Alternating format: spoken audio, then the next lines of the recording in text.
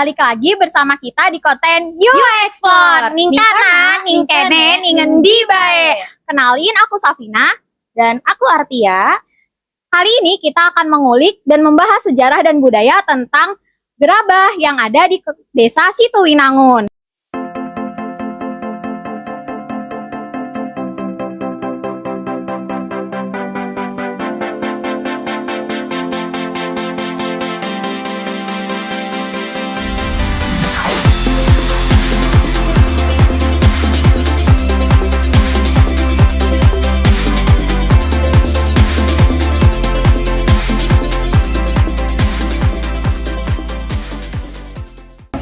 Tempat ini tuh bener-bener bermanfaat banget dan juga keren banget ya. Ternyata selain kita bisa tahu sejarah di Desa Situwinangun tentang gerabah ini, kita juga bisa banget buat belajar cara buat gerabah loh. Betul banget tuh. Selain tempatnya yang keren dan nggak ngebosenin, kita juga di sini bisa ikut produksinya secara langsung loh. Bisa ikut lihat produksinya, bisa ikut mencoba membuat gerabah secara langsung juga. Tapi kamu tahu gak sih, ada satu hal yang bikin aku bingung tahu. Wah, apa tuh? Kita tuh bisa beli langsung nggak sih gerabahnya? Oh, tentang itu tuh bisa banget, Sal. Kalau misalkan kamu pengen banget beli gerabah ini, kamu tuh bisa banget loh datang ke salah satu toko yang ada di sini, dan kamu tuh bisa pilih-pilih bermacam-macam dari mulai kendi, dari mulai alat-alat masak, juga guci, dan juga kamu itu bisa banget beli melalui online. Jadi kamu bebas, dan tinggal pilih-pilih aja produk apa sih yang mau kamu beli. Wih, bagus banget tuh Ban infonya. Tapi kamu masih penasaran gak sih tentang sejarah Apicraft secara langsung gitu? Pengen dengar tuh gitu infonya. Penasaran banget sih, gimana ya biar kita bisa tahu tentang sejarah itu. Daripada teman-teman YouTube Friends sama yang lain pada penasaran, yuk kita langsung aja coba hubungi narasumber buat tanya-tanya tentang sejarah yang ada di sini. Halo guys, sekarang kita lagi bersama Bapak. Bapak boleh perkenalkan dulu namanya siapa dan asalnya dari mana? Oke, boleh. Ini nama saya Jaji, atau nama lengkap saya Nur Jaji gitu. Saya kebanyakan dipanggilnya Mas Jaji. Jadi saya tuh asli dari Situwinangunnya. Saya tuh turun-temurun ya jadi perajin gerabah gitu dari orang tua saya. Dan ya profesi saya emang sebagai keramikus atau perajin, nerusin cita-cita dari leluhur gitu, mewarisi atau meneruskan uh, kerajinan gerabah yang ada di Situwinangun. Ya itu. Oke guys, sekarang kita berarti lagi bersama dengan Bapak Jaji ya. Ya. Bapak boleh jelasin sedikit nggak tentang sejarah gerabah yang ada di Desa Situwinangun nih sampai bisa tercetus tempat ini tuh gimana tuh Pak sejarahnya singkatnya? Gitu. Singkat aja ya Mbak. Jadi awalnya tuh teman-teman saya dan teman-teman yang lain tuh emang kecenderungannya itu di sisi seni Mbak ya. Jadi meskipun dari pelukis kaca, dari tukang patung yang dari kayu, itu kita ngumpul. Begitu kita ngumpul, kita ngadain sesuatu, yuk kita bikin wadah gitu, apa namanya. Nah kebenaran karena lokasinya ada di Situwinangun, jadi ya saya ambil potensi yang ada di Situwinangun, gerabah yuk kita iniin, gali lagi atau dikembangkan lagi. Nah dari situ awal-awal pas lagi semangat-semangat, tim saya tuh COVID datang. Jadi gimana ini? Udah nggak apa-apa, COVID biarin COVID, kita mah tetap berkarya gitu ya. Ya itu yang saya hargain sama teman-teman ya, semangatnya gitu. Jadi setiap seminggu sekali atau sebulan 2 kali kita ngadain pertemuan untuk bikin karya atau sekedar ngobrol-ngobrol tentang potensi pengembangan kerajinan gitu loh Mbak. Dari situ ya saya bikin sama teman-teman juga bikin, ada yang masing-masing keahliannya di patung, dia bikin patung, saya di tempat tableware gitu, alat makan minum saya bikin di situ. Ada juga yang teman-temanku bikin barang besar gitu, kayak jambangan, gentong, dia tetap masih bikin. Setahun kemudian juga akhirnya barang kan banyak tuh, dan ada beberapa tamu yang minat gitu dengan barang bikinan dari kita. Oh kalau bisa bikin gini berarti udah bisa nangani pesanan tuh Mas, bisa. Nah, dari situ awalnya yuk semakin serius kumpulan, yuk kita namain wadah ini apa? Apikrab. Akhirnya dicetuskanlah, disetujui bareng-bareng kita namain Apikrab. Kenapa Apikrab? Kan kalau orang Jawa sendiri apik tuh bagus gitu ya. Saya baik. Nah, ternyata Apikrab tuh pencetusnya sama itu Bapak itu juga perkenalkan itu Bapak Ut, namanya Bapak Utama. Nah, itu juga mencetuskan juga tentang Apikrab. Jadi Apikrab tuh lebih dari penghargaan kita, tim kita ke ini media Geraba ini. Karena Apik itu terdiri dari 4 elemen gitu. Seperti logonya yang di depan tadi, itu ada tanah, ada air, ada angin, ada api.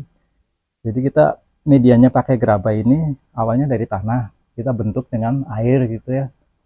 Nah, kita bentuk terus kita kerasin dengan diangin-anginin gitu. Nanti dia akan kering sendiri. Baru setelah untuk pematangan baru kita bakar dengan menggunakan api. Jadilah suatu gerabak. Nah, itu dari situ awalnya. Terus lama-lama banyak ini peran-peran mahasiswa seni rupa juga masuk gitu. Ke sini akhirnya kolaborasi juga, kita sharing ke mereka tentang desain, tentang pasar yang diminati seperti apa. Nah, mereka masuk terus ngumpul-ngumpul dan selalu ngajak pameran gitu ya. Sampai seperti sekarang alhamdulillah ada perhatian, berkembang lagi ya, Pak, ya? berkembang sedikit-sedikit, step by step lah kita ngerasain perkembangannya Apikrab. Itulah sejarahnya Apikrab yang ada di sini. Misinya sih untuk meneruskan ya, meneruskan mengembangkan potensi gerabah yang diwariskan dari nenek moyang itu lebih ke situ sih. Oke guys, ternyata keren banget ya tadi sekilas tentang sejarahnya Apikrab. Selanjutnya boleh tahu nggak sih Pak, biasanya berapa lama proses pembuatan gerabah yang ada di desa Siti Winangun. Nah, ini variatif Mbak ya, kalau ditanya durasi pembikinannya itu ya tergantung barangnya yang kita bikin. Kalau kecil-kecil semacam topeng-topeng cepet lah, nggak sampai seminggu jadi. Tapi kalau barang yang gede-gede itu di atas seminggu, gitu. Butuh waktu lebih lama. Dan kalaupun untuk permintaan banyak, kita juga bikin dengan sistem dibantu alat cetakan gitu. Misalnya bikin seminggu harus dapat 100, artinya kita pakai cetakan supaya lebih cepat produksinya itu. Jadi kalau untuk pembentukan rata-rata di atas seminggu sih ini ya, sampai jadinya. Ya. Paling lama biasanya sih berapa ini Pak? Bisa sampai sebulan Pak? Enggak sampai. Misalnya kalau kita bentuk patung gitu Mbak ya, patung yang segede setengah meter seperti itu tuh, 2 minggu udah selesai lah. Jadi yang lamanya tuh di proses pengeringan. Kalau pembentukan sih seminggu kelar, nanti di proses keringnya bisa makan waktu seminggu lagi, baru kita bakar. Nah, itu matang. Lanjut ke pertanyaan selanjutnya ya Pak ya. Bisa mangga. Oke Pak, tadi kita udah dengar sejarahnya dan juga proses pembuatannya itu berapa lama. Kami mau nanya, apa aja sih Pak produksi-produksi gerabah yang ada di sini? Produksi di sini banyak Mbak, kalau di Stinang tuh dari perajin tradisional aja masih aktif bikin alat-alat untuk masak itu yang tradisional ya sifatnya, seperti pendil, pedaringan, terus gentong yang untuk empal itu, terus leper buat wajan ini untuk sangrai gitu, banyak. Dan sekarang yang lagi booming ini tempat peleburan emas namanya Koi. Jadi itu karena emang dibutuhkan sama perusahaan-perusahaan emas untuk ngelebur gitu, atau toko-toko emas, jadi dia tiap hari bikin. Nah itu yang lagi booming. Tapi kalau saya arahnya lebih ke apa ya, mungkin ngambilnya bukan pasar lokal aja gitu loh Mbak, lebih ke pasar luar lah gitu. Ya itu saya nyampe sasarannya ke situ sih, pengennya kalau bisa yang menengah ke atas. Amin. Bisa terus berkembang lagi ya Pak ya. Ya. Amin amin. Saya harap itu. Pertanyaan terakhir, apa sih Pak yang ngebedain gerabah di sini dengan gerabah di daerah yang lain? Oh ya, perbedaan gerabah sih ada Mbak ya, tetap tergantung daerahnya. Jadi misalnya kalau sini sama Purwakarta beda, dari tanah liatnya juga udah beda. Dan misalnya kalau sini kan masuknya kan dataran rendah gitu, jadi jenis tanahnya disebut earthenware atau tanah dataran rendah. Nah, kekurangan dan kelebihannya gini, kalau tanah kita kan dibakar tuh selalu warna merah terus. Jadi untuk menghasilkan warna putih ya harus kita campur dengan tanah yang lain gitu, yang sifatnya lebih putih. Cuma kalau kelebihan di kita di tanah Sitiwinangun emang dari dulu, dari nenek moyang kita itu dibikin untuk wadah atau untuk alat masak. Nah itu apa khusus gitu Mbak. Jadi di situ artinya tanah kita tuh cukup kuat di thermal shocknya itu kan kena api langsung kalau buat masak. Nah yang ke satu itu cukup kuat, yang kedua tuh menambah cita rasanya masakan itu di dalam wadah gerabah itu keunggulannya. Dan cukup kuat juga sih kalau tanah kita misalnya kan bikin terus ditaruh yang seperti di alat-alat apa atas masjid zaman dulu gitu loh Pak, kayak Mamolo gitu, Mastaka itu bikinan orang sini ya. Dan itu emang udah ratusan tahun juga kalau nggak kebanting sampai lumutan pun kuat gitu. Jadi keunggulan tanah Sitiwinangun tuh kandungannya itu lebih kuat ininya untuk cuacanya itu, yang kedua untuk alat masaknya lebih kuat di thermal shocknya, yang ketiga bisa menambah cita rasanya, dan yang keempat mungkin ya apa ya, sama ini kalau Sitiwinangun sendiri sama ornamennya yang nggak dimiliki oleh di daerah lain.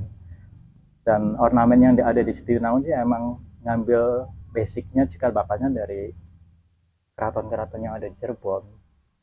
Jadi lebih apa, kearifan lokalnya tuh lebih dapat, lebih menonjol karena betul betul itu. Jadi punya ciri khas juga keramik Cirebonnya ada di sini Sitiwinangun. Itu sih yang saya tahu.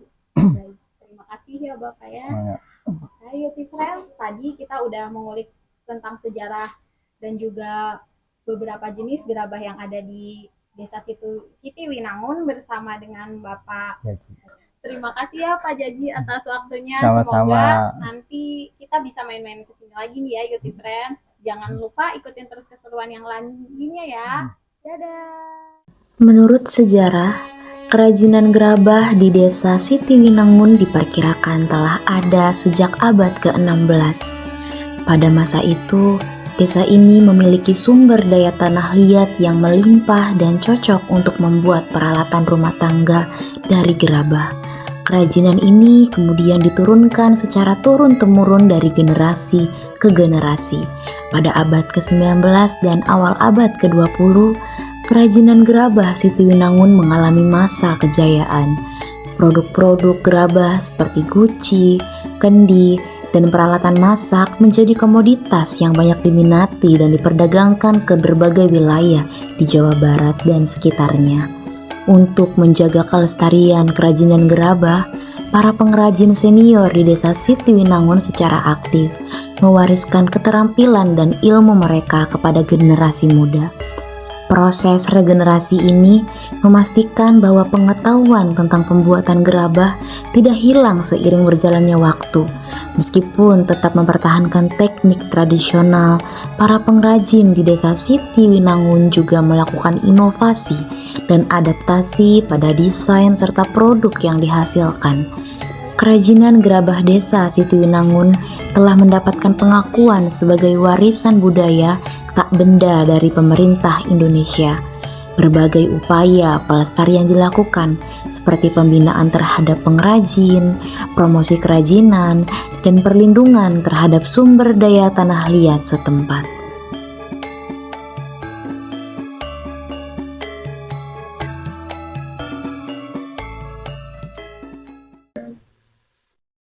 Nah, Youty Friends, gimana nih konten kita kali ini? Seru kan?